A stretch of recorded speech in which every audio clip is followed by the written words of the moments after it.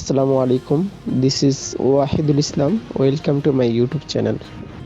So বন্ধুরা, আজকের ভিডিওটি খুবই গুরুত্বপূর্ণ।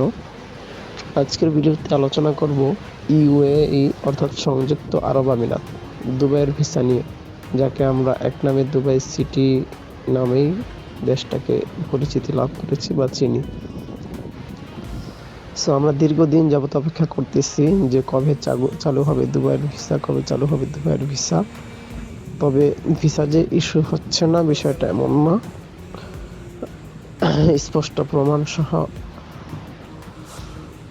দেওয়া যাবে, সমস্যা নয়। ভিসা হচ্ছে, বাট আগের মতো না, যেটা বারবার বলেছি। যাই হোক, সেই টপিক বাদ। তো নতুন যেটা বলার সেটা বলবো আজকে।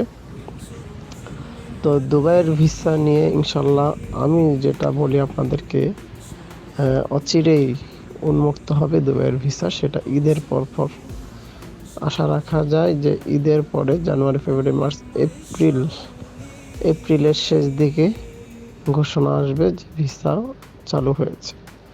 তো এটা প্রমাণস্বরূপ কী হবে, যে বাংলাদেশের যে দুবাইয়ের যারা হাই কমিশনার বা যারা ভিসা কাউন্সিলর নিযুক্ত রয়েছে, তারাই ঘোষণা একটা সম্ভাব্য একটা ঘোষণা দিয়েছে যে দুবাই অনেক অবৈধ বাঙালি রয়েছে, তাদের লিস্টে আর কি, তাদের হিসাবে যতগুলো আছে তারা সবাই এখন ওরকম বৈধতা হয়নি।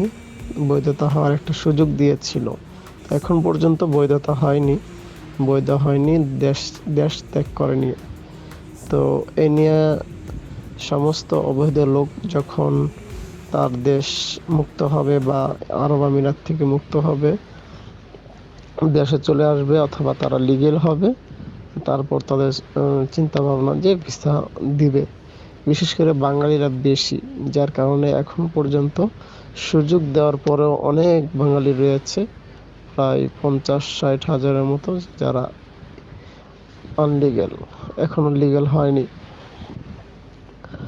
তো এই লোকগুলো যখন ধরপাকড় তো চলতেই আসছে, তো আশা রাখা যায় যে এই ভিসা জটিলতা যেটা রয়েছে, এটা আপনার কুরবানির আগে, রোজার ঈদের পরে ইনশাল্লাহ একটা সমাধান হবে। তো আমরা যারা যেতে চাচ্ছি তারা ইনশাল্লাহ আর কয়েক মাস অপেক্ষা করব, কারণ একটা কান্ট্রি দীর্ঘ সময় বা লং টাইম ভিসা বন্ধ রাখলেও আজীবনের জন্য বন্ধ রাখে না। ইনশাল্লাহ সেটা চালু হবে, অচিরেই হবে। তবে আমরা 2 নাম্বারই বন্ধ করি, এখনো সময় আসছে। কারণ আমাদের দেশের যে একটি মান সম্মান, আমাদের দেশের যে একটি ওয়েট, সেটা নষ্ট হচ্ছে বহির্বিশ্বে। আমরা বেশিরভাগই ভিজিট ভিসা যায়, বিভিন্ন কান্ট্রিতে রয়ে যায়, এটা চরম ভুল। আপনার যেতে প্রয়োজন হয় কিছু কষ্ট করে হলেও ওয়ার্ক পারমিট নিয়ে যান, কাজের ভিসায় যান, এতে আমাদের দেশের মানহানি হবে না, দেশের ওয়েট নষ্ট হবে না।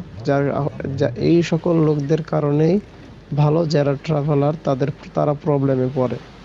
কাজে এই মন মানসিকতা বন্ধ করি, দেশের যে একটি ওয়েট সেটা নষ্ট করা থেকে বিরত থাকি। কারণ রাষ্ট্র আমাদের, এটা সম্মান টিকিয়ে রাখতে হবে আমাদেরকেই, ঠিক আছে? তো আমরা কেউ চিন্তা ভাবনাও করব না যে একটি দেশে ঢুকে আর বের হবে না। সেটা ইউরোপ একটা ভিন্ন, কারণ ইউরোপ তারা যারা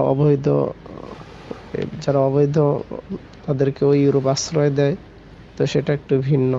কিন্তু সাধারণত বাঙালিরা এতটাই নিচু নেমে গিয়েছি আমরা, যে মালয়েশিয়া গিয়েও আমরা থেকে যাই, থাইল্যান্ড, মালয়েশিয়া, সিঙ্গাপুর, ইন্ডিয়া গিয়েও থেকে যাই। তো এই যে ভুলগুলো, এর কারণে আমরা অনেকটাই নিচে নেমে গিয়েছি, এমনিতেই আমরা থার্ড কান্ট্রি হিসাবে পরিচিত।